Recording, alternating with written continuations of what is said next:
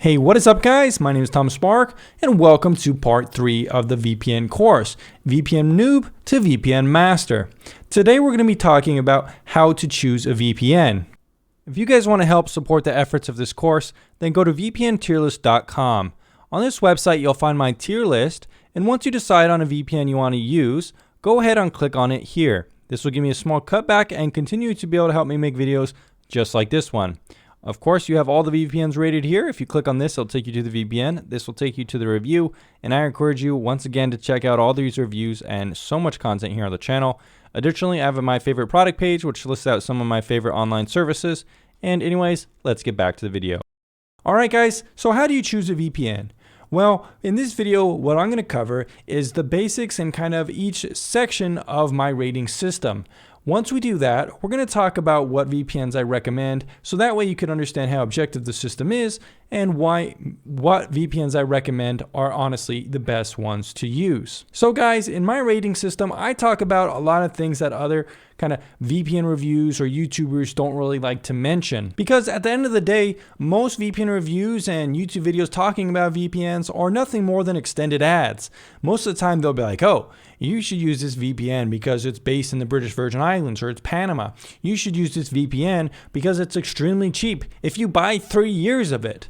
I'm not going to be feeding you any of that bull in my reviews or in my rating system because I look at a VPN with objective criteria done through tests and nothing more than analysis. Now guys, let's be honest. Most VPNs nowadays are pretty homogeneous, which basically means they all kind of do the same thing to a lesser extent at the same level. Most VPNs will work and let you connect to a server and they'll give you okay speeds. However guys, the differences in VPN are everything. That's why I've made this channel, because I've been able to nitpick and criticize VPNs, so you don't have to waste your times with just the mediocre VPNs.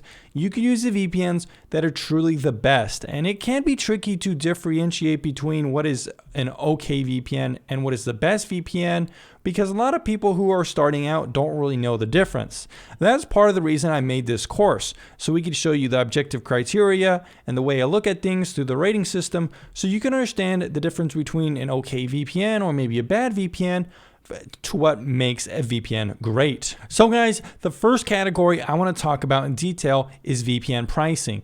Now in my opinion, this is almost one of the most important categories to look at, which is funny because most VPN reviews out there and most kind of articles about VPN really don't talk about the price of a VPN that much. And that's because VPN pricing, for me, from what I've noticed, it really does vary. You could get a VPN as cheap as $5 a month or $30 a year, or you could pay as expensive as around $13 to $15 a month or $100 to $120 a year. Why is there such a big price discrepancy? What's the difference between these products? And it's funny because a lot of the times the cheaper product is just as good or better than the more expensive one. So there are some things I look out for in terms of the pricing rating, and that will influence my score of the VPN. One thing I don't like that VPNs do is limited time sales. If you go to the website and it has some kind of 70% off coupon that ends in 9 hours and it has a countdown clock, that's just trying to pressure you into buying the sale or whatever without having time to really consider your options. It gives you a sense of FOMO or urgency that is actually just kind of manipulating you, and most of the time these fake countdown timers are just that. They're fake. These countdown timers reset every day, and most of the time VPNs, you could buy them any time of the year for around the same price. VPNs themselves aren't something that you really go on that deep of a discount ever than before. At most, you'll see the same sale going around pretty much all year long.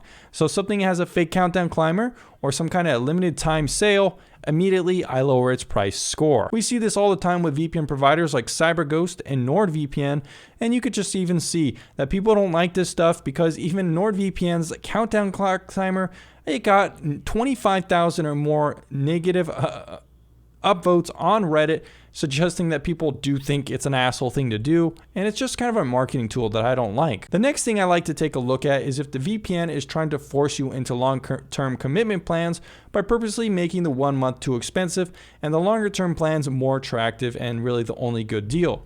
I see this all the time with stuff like Surfshark and NordVPN, where the 1 month plan is around $12, which is quite pricey, and then the 2 and 3 year plans are very cheap.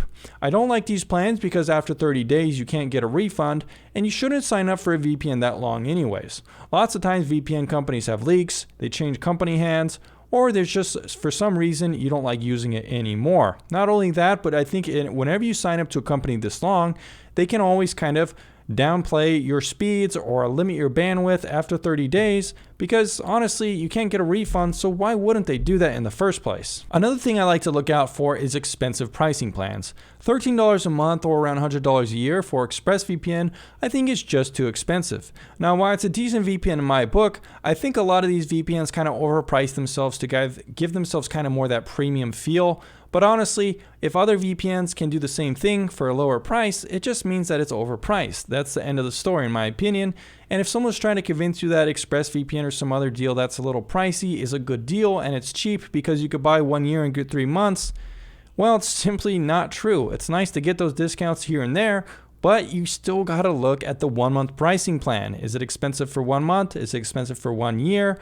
If it is, then it's just expensive. It's not a good thing and it will get rated down in the pricing rating for me. Now that we kind of understand my thinking behind the pricing system, we could take a look at some VPNs that are good priced or 5 out of 5 for the pricing category compared to some VPNs that are actually much lower in the pricing category and see which ones do it right and which ones do it wrong. Just to give you some kind of example of what I'm talking about.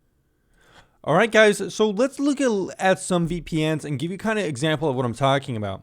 So number 1, we have TorGuard VPN, which definitely gets a 5 in my rating scale. With TorGuard VPN, as you can see on the website, it's not like they're trying to get you to miss out really quickly. This, 50% off private mail, 30 days free thing is going on all year. We don't see any limited time discounts advertised. It's just the price is $10. Everything is included. And when you go to buy VPN, you see the prices clearly, you see the different services you can offer, and it even has a promo code on the first page. And if you enter in code TomSpark, you automatically get 50% off. And if you want to get the streaming bundle, if you enter code Netflix, you also get 50% off. Now, some people might say it's not fair that I'm including the discount code within the pricing structure or the review system itself. However, my counterpoint is that if any VPN offers a promo code, I automatically take that into consideration when looking at their pricing. Unfortunately, most VPNs don't really provide any promo codes at all, so it's kind of a unique case here for TorGuard VPN. These codes are permanent as well. They're not limited time. You can use them all year, whenever you want, and they never really go away. So it's pretty consumer friendly to me. Not only that, but I also think in some ways TorGuard VPN, it's more worth like $10 a month or $60 a year, and 50% off is just a really good deal that you get. We could also take a look at another VPN provider with AirVPN. The pricing structure is the same here. There's no limited time discounts. There's no countdown clock. This is the price you're going to get all year and it stays consistent. There's no push into 3-year plans. I didn't mention that with TorGuard, but the same thing here as well. It's not trying to get you to buy 3 years because the 1 month plan is expensive. The 1 month plan is affordable. With AirVPN, that is the same thing. It's $760. 2 years is $85. 3 years, $107. So TorGuard and AirVPN both, the 1 month is cheap, the 1 year is cheap, 2 years and 3 years are all very cheap. There's not like a huge drastic decrease in price, which is what I like to see. And now we could look at something like NordVPN. Now right now it doesn't really have that pop-up going on. I don't know if they've gotten too much criticism lately. They decided to remove it, but you could already see that they're trying to advertise what it would be considered like a sale or a discount, only 70% off now. So it makes it seem like it's limited. Not only that, but their main plan they're trying to get you to buy, the first one in the category, as you could see here, different from this. First one here is $9 a month. This one, first one, is a 3-year plan. So they obviously want you to buy that one. And then we look at the 1 month, it's $12. Not that affordable compared to $5 and maybe the $8 like AirVPN. We have the 1 year, 84, 2 year, 120. And see, there's only a $5 difference between these two plans. So why would you ever buy these two plans? Take a comparison between AirVPN. You get 2 years for $85 and then 3 years for $107.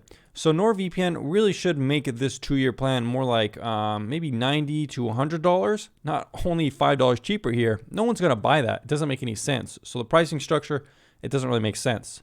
TorGuard is the same thing. 2 years is going to be around $50 with a discount code. Annually is $30. So the pricing structure makes sense, but it doesn't really make sense here with NordVPN. So NordVPN, we have those exclusive kind of timer clocks that we've seen in the past. We have the sales that are kind of trying to make it seem like an exclusive limited time only thing. We also see a push towards longer commitment plans, which I don't like. And we also only see, this is another thing I take into consideration, which I didn't mention, simultaneous device use. You only get 6 with NordVPN, whereas something like TorGuard, as you can see, you get 8 simultaneous connections. So it's more consumer friendly in that sense as well. Now we could take a look at something like ExpressVPN, which is kind of in the middle. Now ExpressVPN does get rated very harshly because it's even more expensive than NordVPN. Now I like ExpressVPN in some ways because they don't try to push you into long-term commitments, so it gets points for that. It's really only going up to like a year. And they do give you 3 free months with this kind of, discount that I managed to get from them. And you can find that in my ExpressVPN links. If you click it, you'll get this discount. But if you don't click on the link, you're not going to get this discount. So it's kind of weird there a little bit how they do that instead of the promo code system, which I like with TorGuard a little bit better. It's a little more transparent or just easier for people to do instead of having to click on a specific link, I guess. But the thing about ExpressVPN that is cool is they don't have those limited time clock timers. There's not as much focus on an exclusive deal you're going to miss out on. So it's a little bit more transparent in that sense. The main thing here that I don't like is that it's just a little bit too expensive. So we have a good example of, VPNs that do it right. And then we have VPNs that pretty much do everything wrong. And then we have VPNs that do some things right and some things wrong. And it kind of depends on, the scale of each kind of factor.